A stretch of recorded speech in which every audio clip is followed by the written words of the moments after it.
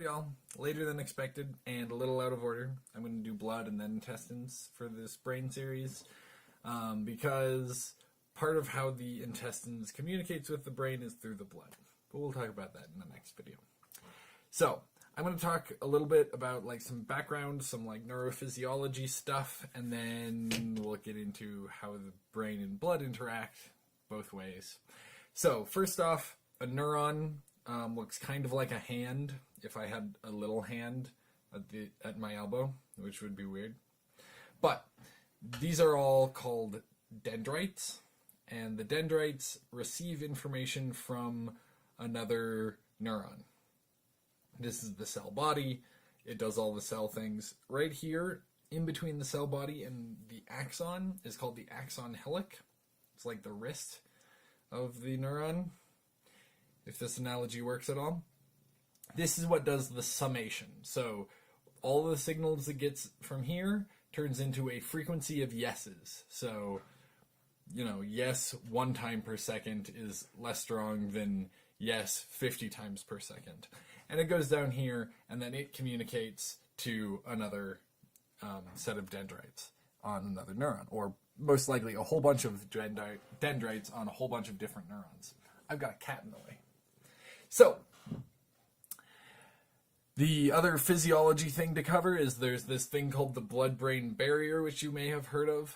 It's essentially a collection of cells called glial cells, and they are in between the neuron and the blood vessel, and they mediate to some degree what comes from the blood to the neuron, and vice versa, cleans up outputs of the neuron that don't need to be there anymore, wastes stuff, and puts it back in the blood.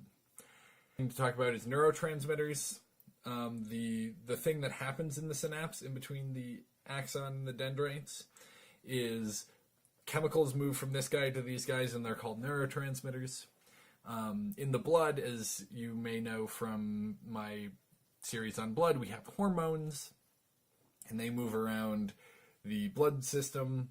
Something interesting is that certain chemicals that are hormones on one side of the blood-brain barrier are neurotransmitters on the other side of the blood-brain barrier, which doesn't have a lot of relevance other than if your blood-brain barrier is leaking somehow, and that's really bad news. This is not healthy ways for the body to communicate.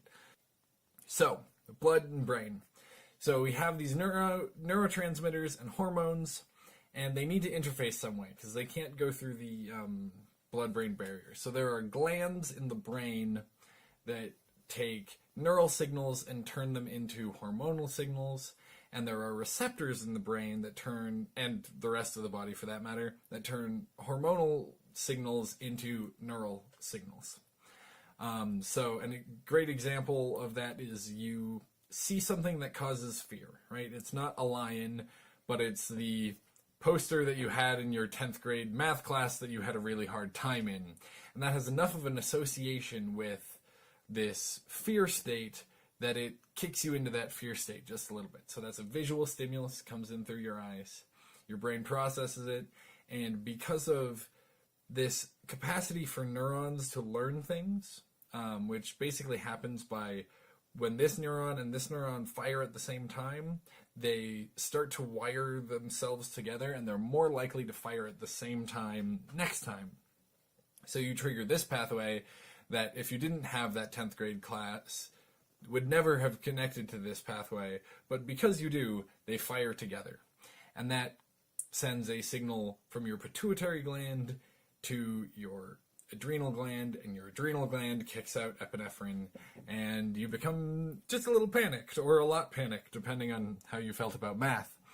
But this is essentially the same process that happens when we see a lion, or, semi-truck comes hurtling at us from someplace we didn't expect, or any of these things that should cause fear justifiably, will be caused by other things because of the brain's incredible capacity to learn.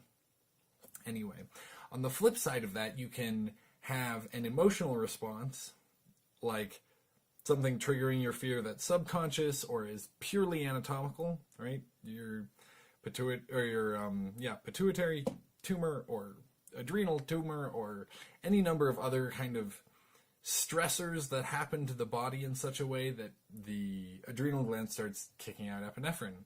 And your brain will find a reason why you're afraid. Even if it was not a brain reason that started the pathway, or if it's a subconscious reason, so your thinking brain doesn't have a reason, your thinking brain will come up with a reason, because that's just what brains do. They come up with reasons that things happen internally and externally. So examining those is part of the process of metacognition, of understanding what happens inside and what happens outside. I'm working on a course on metacognition, so I'll let you know when that's up on the website. Anyway, yeah, that's the short version of how the brain and blood interact. I guess the other major important thing to talk about is psychoactive chemicals, whether it's alcohol or LSD or meth or aspirin or anything in between.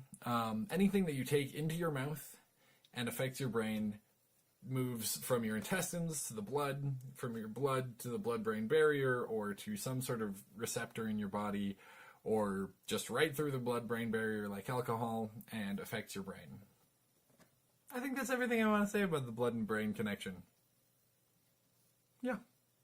Alright, I'll see you next time with the intestines in the brain, which will be some of this stuff and a bunch of other really cool, interesting things about the vagal nerve. And I hope to see you there. Like and subscribe.